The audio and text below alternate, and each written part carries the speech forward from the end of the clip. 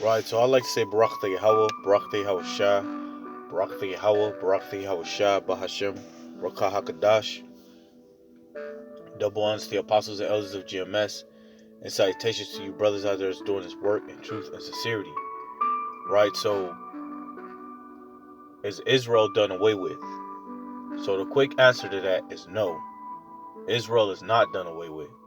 The Lord punished his people for their iniquities. He have scattered them throughout all nations, right, because of their iniquity, and that is their punishment. He have put them in a captivity under their enemies, because that is a punishment. But though Israel's sins be multiplied, the Lord multiplied his mercies, right? And this is something that we brought up last Saturday. And this is what a lot of Christians and Jehovah's Witnesses and other religions don't understand, is that Israel is the Lord's chosen people. Israel is above all people, right? So in that being said, that means that they are not done away with.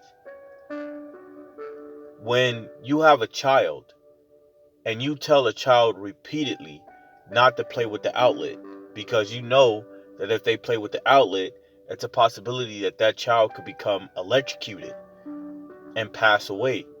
So you tell a child repeatedly not to play with the outlet, not to play with the outlet. You catch your child again, or your son or your daughter playing with the outlet again, you do what? You punish them. This is a punishment for Israel.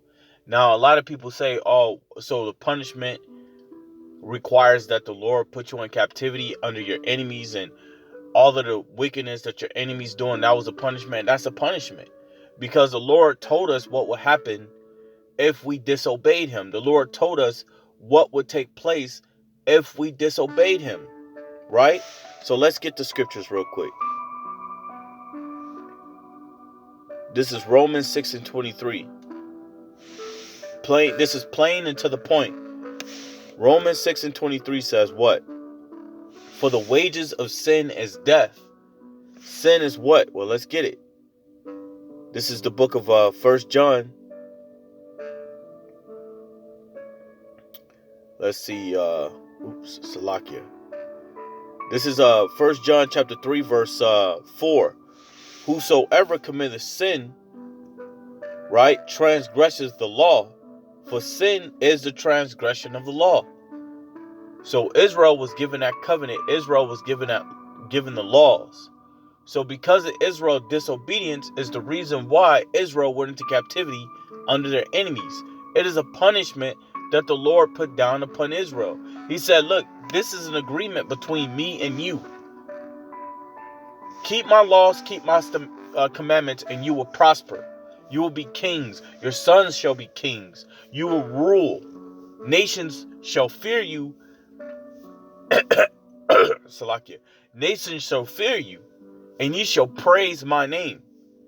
But if you don't keep my commandments, then all these curses shall be put upon you. So our people did what? Our people decided to disobey the Most High, keep not his commandments, and follow after the wickedness of the heathens, which got us in a position of being put into captivity and having to suffer. Think about this, man. Think about the time of Adam and Eve, right? At one point, the people had immortality. The next point, people are now only able to live up to 120 years, right? When the Lord told Adam and Eve to do something specifically and they disobeyed his commandment, that's when we begin to age. That's when we begin to lose that immortality. So by disobeying the words of the Lord, punishments are in place for those things. This is all set up an example. It's for an example for the Lord's people, man. If you do it this way, you shall prosper. If you do it that way, ye shall fail. And now the society have gotten, now this world, let's say this world, have gotten the minds of you Israelites to depend on, once again, the nations. And I'm not just saying this out of nowhere. Think about it. When you throw up a protest, you throw up a protest to have equality. So for an example, if a so-called white man kills a black man, he gets death penalty. If a black man kills a white man, he gets death penalty. So y'all want so-called white people, y'all want to have equality with so-called white people. Which means you're going down, like the scripture says, you're going down to Egypt for help. And this is the reason why, another reason why you're in the situation that you're in. Because you do not want to obey the Most High. You do not want to follow His commandments. You do not want to follow His word. But you would rather do what the heathen do. Or you will rather try to follow their so-called laws in this world. So you go down unto Egypt for help. Matter of fact, let's get that. Isaiah 30:1. It says, woe, Salakia. Woe means destruction. Woe to the rebellious children, saith Yahweh, that take counsel, right? Because you take counsel, but it's not of the Lord, man. All the counsels that you people have when you have these protests and rallies and everything like that, that is not of the Most High, man. You didn't come and assemble together under the name of Yahweh Shema Shai. You went and you assembled together of your own accord. That's why it falls every time, man. Think about the Black Panthers. They had spies in the Black Panthers. They was looking to see what the Black Panther was up to. Now, where the Black Panthers at now? They have fallen. Woe unto the rebellious children, for they take counsel, but it is not of me. So anytime that you do something that is not of the will of Yahweh Yahawashi, it will fucking fall, man. Excuse my French, but that's just fact. It will fall. What you gotta understand, you Israelites, is nothing that you build here in this world will last, man. It will not last. Because you are not meant to prosper here. This place is your punishment. This is why you're begging for help. But when you beg for help, you're begging help from the wrong people. This is your punishment. This is our punishment.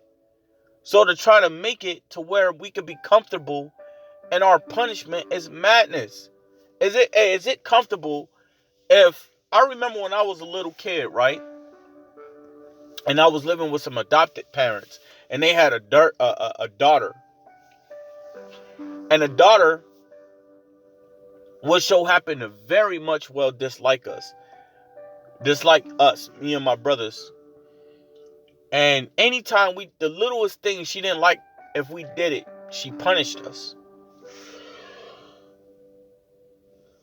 And what she did, man, is she will have us stand with two books, like the thick dictionary books, man. I don't know if y'all remember those, but the thick dictionary books, man, a whole two of them with our hands, holding them upwards and trying to balance on one foot. And anytime we dropped that foot, we had to do it longer, man. That's the punishment we was getting for doing whatever she deems that we disobeyed her, or maybe she just didn't like us, something like that. But punishments come down, man. Punishments come down all the time. So again, Isaiah 30:1, woe to the rebellious children, saith Yahweh, that take counsel but not of me, and that cover with the covering but not of my spirit. So nothing that you have will actually last in this kingdom, man, because this is our punishment. You can't not get comfortable in your punishment. Going back to holding the books, that shit wasn't comfortable, man. You try holding two big ass dictionaries and try to balance on one foot. Let's see how far you get. That shit wasn't pleasurable. It was a punishment, and it was very uncomfortable. So your punishment isn't meant to be comfortable. But you Israelites, you're trying to make your hell a... Matter of fact, let's get this, man.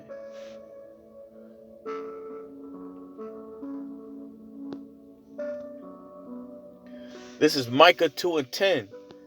And the scripture says, arise ye and depart, for this is not your rest, because it is polluted.